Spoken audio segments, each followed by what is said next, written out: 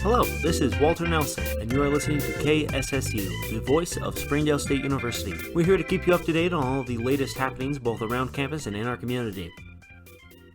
We start today with a situation that we have been following very closely here at KSSU, one that is of the utmost importance to the university and its students, faculty, and staff. Springdale State University President William J. Frost has been officially impeached by the University Board of Directors, which intends to remove him from office as soon as possible. President Frost, of course, was implicated in an embezzlement scandal surrounding missing funds intended for the dance department. SSU released a formal statement after the impeachment proceedings, saying, quote, "Former President Frost was obviously guilty of embezzling the money in question, and such an action is intolerable and could not go unpunished, which is the reason the board reached the decision it did today. Even if the money was just for the dance department, it was still wrong," end quote. Unfortunately, university bylaws dictate that a president cannot be removed from office following impeachment until he has formally been served his impeachment papers in person. This precedent, of course, dates back to a time prior to the usage of cell phones, before the ability to send pink slips through cold and impersonal email and text.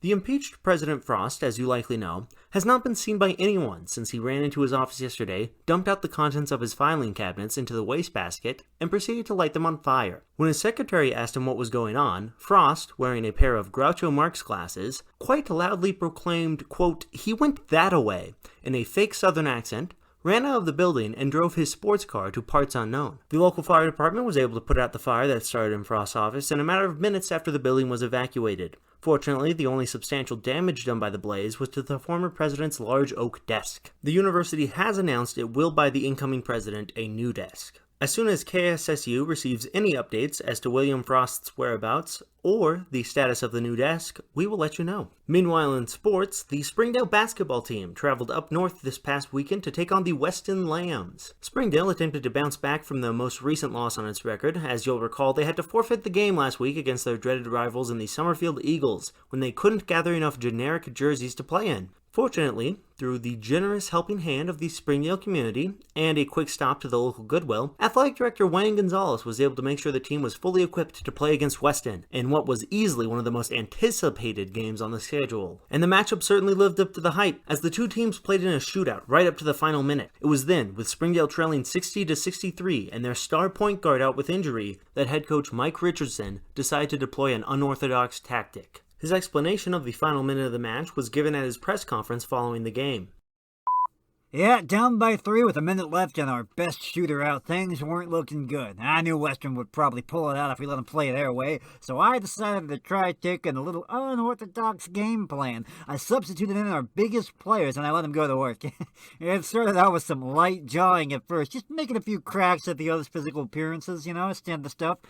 Now that started to get Weston fired up. Then as soon as the whistle blew, I told my guys to commit a foul. It didn't matter what foul, just as long as it hurt one of their players. And that's when Parker, he's a great kid, that Parker. That's when he threw a beautiful elbow right into the eye of their smallest player. Boy, that got those Western boys riled. They immediately went to defend their teammate, but we had them outsmarted. I told Richards to throw a punch when no one was looking.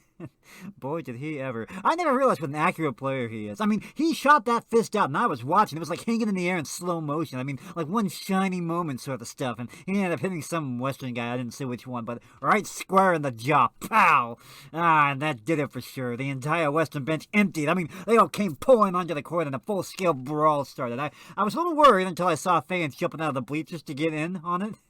That's when I knew there's no way the game could be recontinued and they'd have to call it a no contest. Coach, looking back, do you have any regrets about starting the brawl? We didn't lose, did we? Well, the declaration of a no contest is technically an improvement for the team after their forfeit loss last week. Coach Richardson has been suspended indefinitely by the Board of College Athletics, another situation that we will continue to keep you updated on. Springdale is scheduled to take on the Summitsville Bulldogs at home next week, though there is some speculation that Summitsville will be refusing to make the trip, canceling the game instead after the events of this past weekend's matchup. So much for sports. Now, you're likely aware that this is the last week to add or drop classes for the spring semester. With that in mind, Dr. Carrie Faust with the Humanities Department wanted to make sure I let everyone know that there is still a surprising number of spots open in her gender-based and socially focused beginning yoga class. Dr. Faust pointed out to me that while the course doesn't technically fulfill any degree requirements, it does help students to better understand their place in our spiritual universe, while enabling them to start manifesting social justice with the power of the law of attraction. So if anyone's interested in that, walk, don't run, over to admissions and get yourself signed up. Meanwhile, we have an unfortunate topic to address. Sadly, it seems some misguided students thought it would be a good idea to steal a janitor's set of keys to the buildings on campus and bring a cow into the university library, leaving it there overnight. Not only could this so-called prank have caused great damage to the building, it also gave the library staff quite a startle when they unlocked the doors in the morning. Being in a strange place, and evidently having not been milked for at least a day or more, the cow was quite irritable, nearly tipping over an entire section of reference guides. Fortunately, some agricultural students that were passing by managed to calm the discontented cow down, as well as milk it. While there seems to be no harm done, the university is taking this matter very seriously. If anyone has any information regarding who might have done this, how this stunt was pulled off without any campus security noticing, or who the cow belongs to, the administration asks you contact them as soon as possible. So far, the only statements that SSU has gotten out of any students that were in the area when the incident likely occurred, "I ain't seen nothing," and "A cow in the library? What library?" Anyone with information leading to the revelation of the identity of the culprit or culprits will receive several gallons of non-homogenized milk as a reward.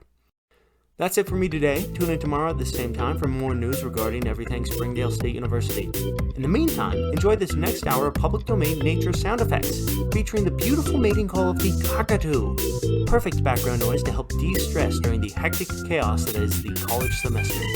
I'm Walter Nelson, and you're listening to KSSU, the voice of Springdale State.